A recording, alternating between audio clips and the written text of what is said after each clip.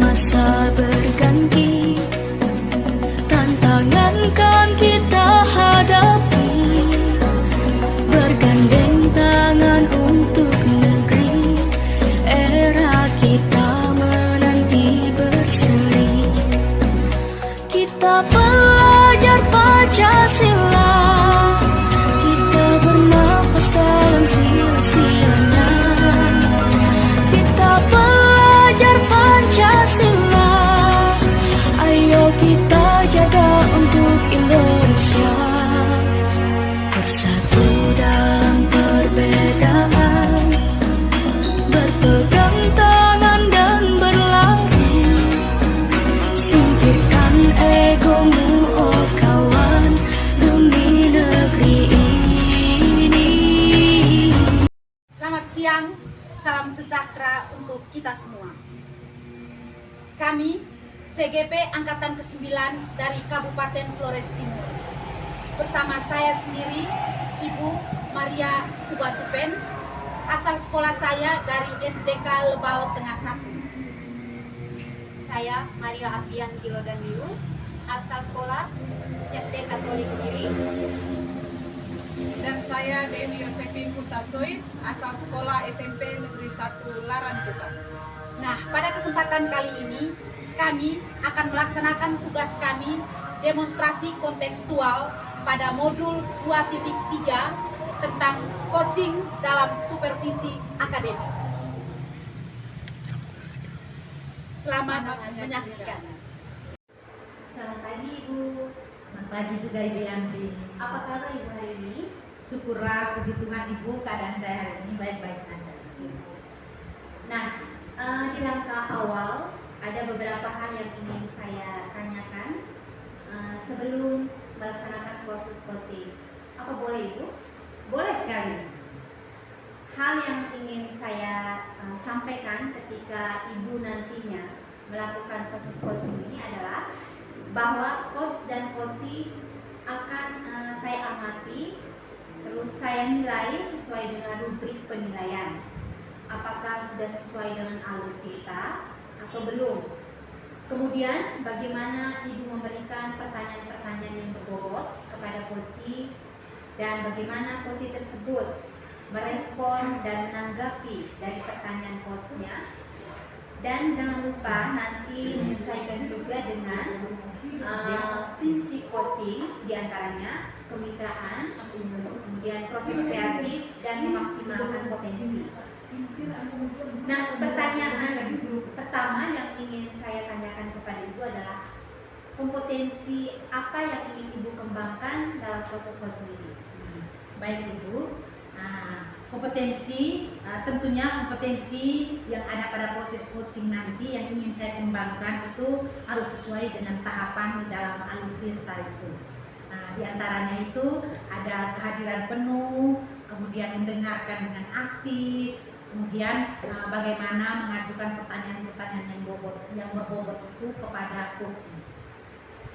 Nah, menurut Ibu kompetensi mana yang spesifik yang lebih ingin dikembangkan dalam proses coaching ini?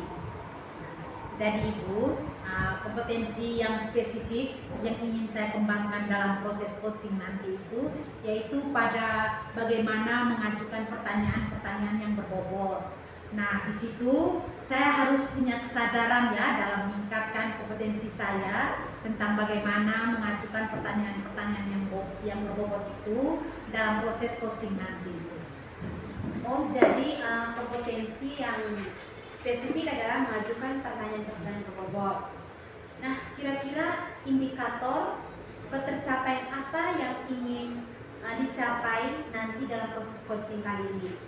Baik Ibu, indikator ketercapaiannya itu tentunya saya itu menginginkan ya bahwa ketika nanti saya menjadi coach itu saya bisa melakukan proses coaching ini sesuai dengan alur pada tirta itu. Kemudian saya juga punya harapan ya bahwa si coach nanti itu akan dapat menemukan sendiri solusi atas permasalahan yang dia alami itu. Nah, baik. Jadi indikator ketercapaiannya adalah Ibu bisa melaksanakan coaching Iya. sesuai dengan alur tirta, dan Betul. si coaching bisa menemukan solusi dari setiap permasalahannya dari dirinya sendiri. Iya. Oke, baik, terima kasih Ibu atas jawabannya. Selamat melakukan coaching dengan sebaik-baiknya, dan setelah proses coaching ini selesai kita akan boleh ngobrol-ngobrol lagi ya Ibu. Iya, bisa sekali. Oke, baik.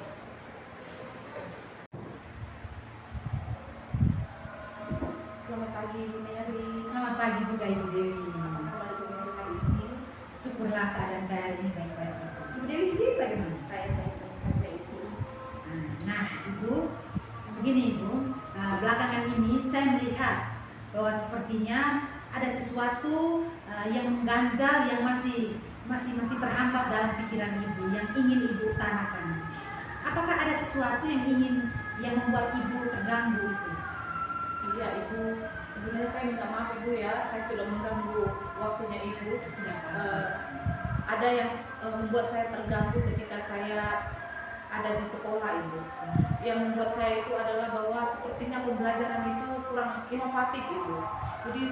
Jadi saya itu amati sampai sekarang itu bahwa kayaknya merasa kurang Ibu. Iya, jadi ada sesuatu ya yang membuat pikiran Ibu itu terganggu, yaitu adanya pembelajaran yang kurang inovatif, Iya, yang kurang kreatif, Iya, yang telah iya. berjalan selama Iya, ini ya, seperti Iya itu. benar sekali. Nah, apa tujuan yang ingin Ibu capai dalam sesi coaching kita pada hari ini? Iya, saya sebagai seorang guru, saya ingin agar setelah berbicara dengan Ibu ini, saya bisa menguraikan sedikit keinginan saya yang mana yang menjadi harapan saya ke depannya Ibu. Oke, baiklah. Menurut Ibu, apa definisi dari tujuan akhir yang ingin dicapai pada hari ini? Saya ingin adanya sebuah pencerahan Ibu, solusi dan juga jalan keluar dari pembicaraan kita hari ini. Semoga kita bisa atau saya bisa keluar dari permasalahan ini. Nah, baik, sekarang kita lanjut ke identifikasi masalah ya. Nah, kalau boleh tahu, apa alasan Ibu untuk kita bahas pada obrolan kita pada hari ini?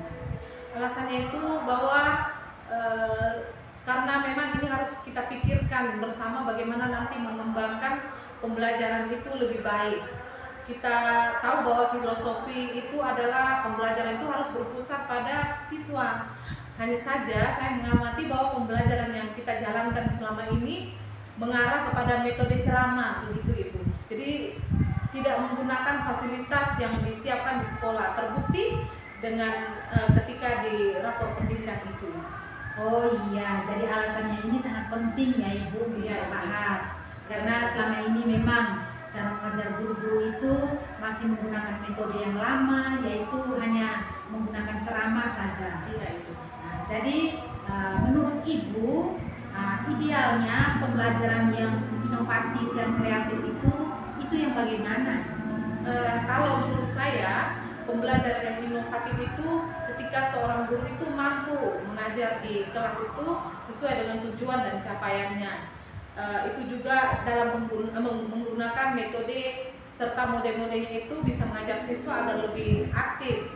Misalnya zaman sekarang ini kalau pembelajaran yang sesuai dengan kodrat zamannya itu kan guru harus bisa menggunakan HP untuk menggali informasi, juga dengan menggunakan laptop dan LCD untuk mengambil pembelajaran dari YouTube, kemudian berbagai praktik baik di PMM agar pembelajaran tidak monoton gitu Ibu. Jadi menjadi guru itu harus tahu tentang penggunaan teknologi atau selalu up to date begitu. Begitu idealnya menurut saya Ibu.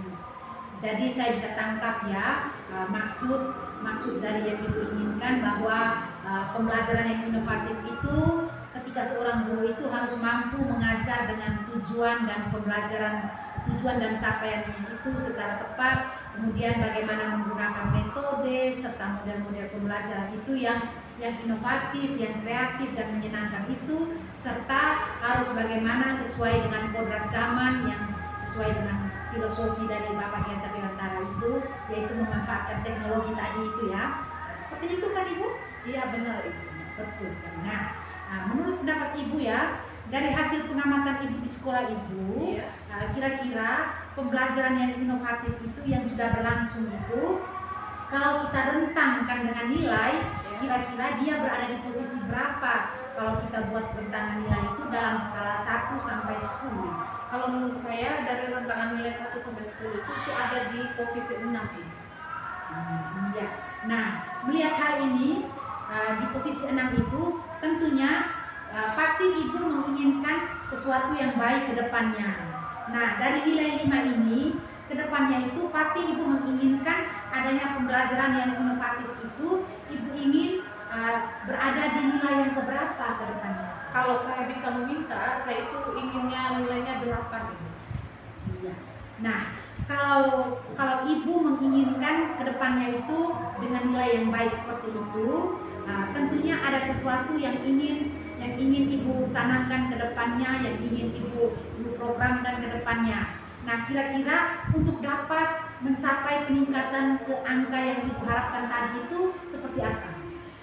Tentunya kita harus berkoordinasi dengan kepala sekolah, mengadakan rapat pertemuan membahas ini, kemudian mencari solusinya bagaimana guru bisa mengajar lebih inovatif, kreatif, dan sesuai dengan perkembangan zaman seperti itu. Nah, terkait dengan koordinasi tadi itu, apakah ada hal lain yang sekiranya bisa mendukung apa yang sudah ibu rencanakan tadi? Kalau menurut saya, selain berkoordinasi, kita juga bisa melaksanakan BIMTEK dengan mengundang narasumber dari luar untuk penguatan pembelajaran inovatif. Juga meminta rekan-rekan guru memanfaatkan plafon Merdeka Mengajar untuk melihat praktik-praktik baik di sana. Kan banyak ibu di PNM itu. Iya, betul, tepat sekali.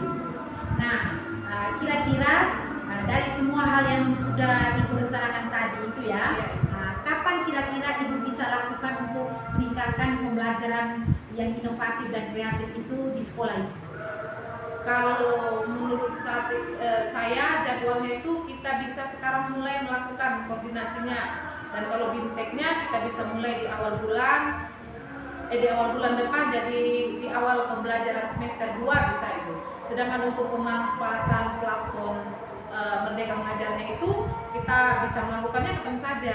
Yang penting kan ada proses kolaborasinya. Ya, bagus sekali, luar biasa sekali rencana baik ibu ke depannya. Nah, dari pembicaraan kita. Oke, baik Ibu, bagaimana proses coachingnya? Apakah berjalan dengan lancar? Ya, luar biasa sekali ibu.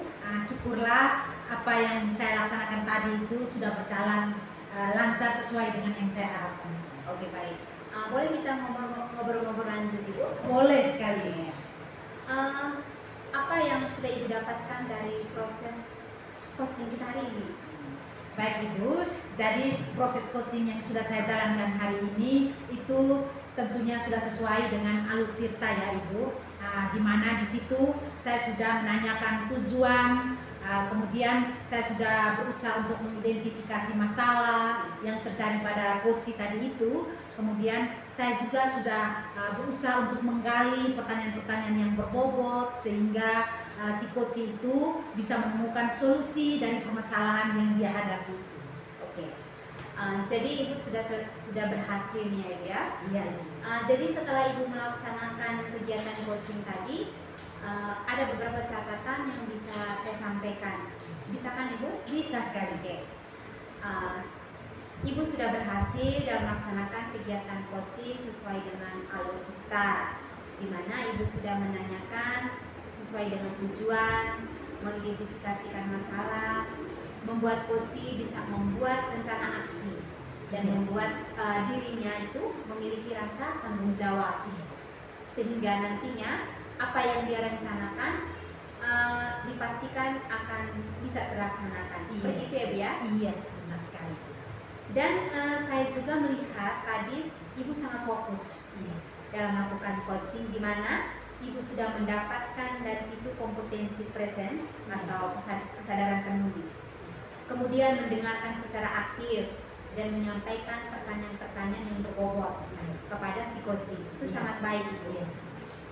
Kemudian saya juga melihat ini percakapan tadi itu sudah sesuai dengan prinsip coaching, di mana tadi awal sudah dilaksanakan tentang kemitraan. Iya. Kemudian ada proses kreatifnya dari Ibu, dan Ibu juga sudah memaksimalkan potensi dari si coaching. Kira-kira kompetensi apa yang ingin Ibu kembangkan atau tingkatkan ke depannya? Baik Ibu, tentunya untuk depannya itu saya ingin sekali melaksanakan proses coaching itu di kemudian hari itu lebih baik lagi. Nah di situ tentunya saya harus banyak belajar lagi tentang bagaimana melakukan proses coaching itu dengan baik. Kemudian saya juga akan melihat banyak literatur yang ada tentang proses coaching itu yang baik itu seperti apa. Jadi kedepannya saya akan lakukan seperti itu. Oke, baik. Apakah ada harapan ke depannya? Adakah keinginan Ibu terhadap proses coaching ini? Begini Ibu, harapan saya ke depannya itu saya menginginkan agar ketika ke depannya nanti ketika saya melakukan proses coaching itu harus sudah sesuai dan berjalan dengan baik, agar sesuai dengan alur tirta dan prinsip-prinsip coaching yang berlaku. Kemudian harus sesuai dengan kompetensi-kompetensi yang ada di dalamnya itu. Oke, baik Ibu. Sekian dulu ya Ibu ya. Iya. Terima kasih. Ya, sama-sama Ibu. Demikianlah tugas demonstrasi kontekstual pada modul 2.3 tentang coaching dalam supervisi akademik yang telah kami laksanakan pada hari ini. Semoga bisa menjadi inspirasi bagi kita semua. Salam guru penggerak, tergerak